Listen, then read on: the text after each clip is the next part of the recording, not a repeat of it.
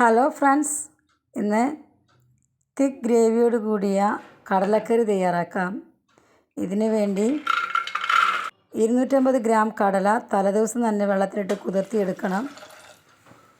പിന്നീട് 2 കപ്പ് വെള്ളം ഒഴിച്ച് ഉപ്പും ചേർത്ത് വേവിച്ചെടുക്കുക.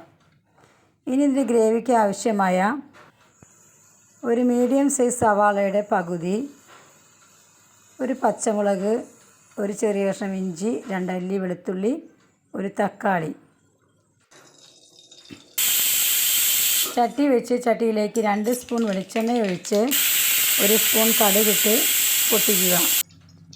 പിന്നീട് ഇതിലേക്ക് നമ്മൾ അരിഞ്ഞു വെച്ച സവാള ചേർക്കുക. ഇഞ്ചി, പച്ചമുളക്,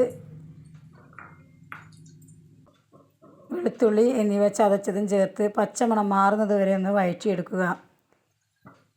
ഇനി ഇതിലേക്ക് 1 സ്പൂൺ ചിക്കൻ മസാല,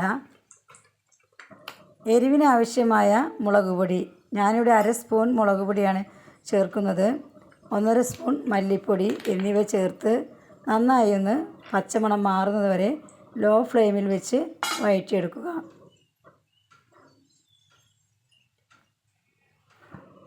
ഇത് വഴണ്ടി വന്നതിന് ശേഷം ഇതിലേക്ക് നമ്മൾ എടുത്തു വച്ചിരിക്കുന്ന തക്കാളി ഒന്ന് പേസ്റ്റ് രൂപത്തിൽ അരച്ചെടുത്തത് ഇതിലേക്ക് ചേർക്കണം.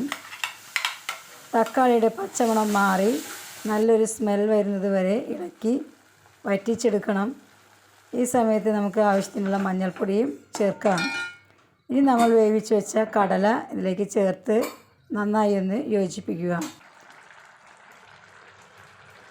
ആവശ്യത്തിന് ഉപ്പ് ചേർത്ത് ഒന്ന് തിളച്ചതിന് ശേഷം നമ്മുടെ ഫ്ലെയിം ഓഫ് ചെയ്യാം. നമ്മുടെ സ്വാദിഷ്ടമായ കടലക്കറി ഇവിടെ തയ്യാറാണ്. ഇത് പുട്ടിൻ്റെ കൂടെയോ അപ്പത്തിൻ്റെ കൂടെയോ ഇടിയപ്പത്തിൻ്റെ കൂടെയോ കഴിക്കാൻ നല്ല ടേസ്റ്റിയാണ്. ഉണ്ടാക്കി നോക്കി നിങ്ങളുടെ അഭിപ്രായങ്ങൾ കമൻറ്റ് ബോക്സിൽ അറിയിക്കൂ. ലൈക്ക് ചെയ്യൂ, സപ്പോർട്ട് ചെയ്യൂ. അടുത്ത വീഡിയോയിൽ കാണുന്നത് വരെ താങ്ക് യു ഫ്രണ്ട്സ്.